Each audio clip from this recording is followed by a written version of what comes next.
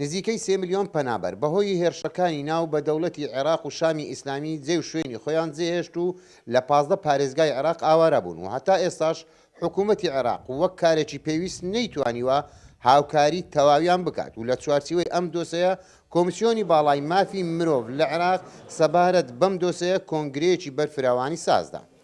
كافة متطلبات الحياة لأكثر من 3 ملايين نسمة. دابینکردنی گشت پێداویستەکان بۆ زیاتر لە 3 ملیۆن ئاوارە 100% ناتوانرێت جێبەجێ بکرێت. بۆیە ئەم کۆسپە بە کارەساتێکی ژیانی پەنابەران دەژمێردرێت و بۆ چارەسەرکردنی ڕێگ و ڕیشەی ئەم کارەساتە لە ڕاستیدا ئازادکردن و گەڕانەوەی ئاوارەکانە و دەبێت کاری خزمەتگوزاریش لە ناوچەکانی لێ نیشتەجێبوون پێشکەش بکرێت. بەڵام ژیانی ئاوارەکان بەرامبەر بە خودی خۆیان و ئەو کۆمەڵگەیی کە لێی نیشتەجێبوون بە دژوار لە قەڵەم دەدرێت.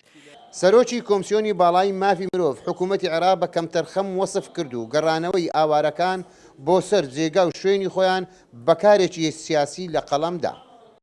پێویستە حکوومەتی عراقی ئاوەردانەوەیکی تەواو لە مەسەلەی ئاوارەکان بداتەوە، بەڵام بەداخەوە حکوومەتی عراقی وەکو ئەولەویەت ئاوەڕی نەداوەتەوە بۆ مەسەلەی ئاوارەکانی ناوخۆ. گەڕانەوەی ئەم ئاوارانە مەلەفێکی سیاسیە، حکوومەت نایەوێ ئێستا لەم ئانوساتەیە بیان گەڕێنێتەوە و هەروەها خۆیانیش وەکو ئاوارەکان ئەو مزداقیەتیان نییە بە حکوومەتی عراقی کە جارێکتر بگەڕێنەوە جارێکتر ئاوارە نەبنەوە.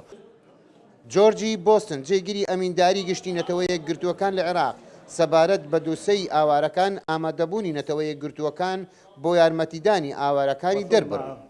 نتيجة من جراء أخطاء سياسية جسيمة لە ئەنجامی هەڵەی سیاسی و کارەسات و سەرهەڵدانی داعش و کارەساتی مرۆڤایەتی لە ماوەی 2 ساڵی ڕابردوودا بینیمان کە ڕەوشێکی سەختی مرۆڤایەتیە.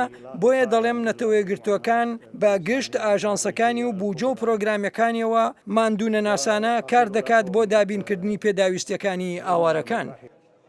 بەردەوام کۆنگرە و کۆڕی جیاجیات سەبارەت بە ئاوارەکان لە عێراق ساز دەدرێن، بەڵام پرسیاری داڕژراو ئایا ئامانجی ئەم کۆنگرانە تەنانەت پەیوێکن لەسەر کاغەزدا دەڕژێن یاخود وەک کارێکی مرۆڤایەتی لە پاشە ڕۆژ قەرەبوو بکرێنەوە؟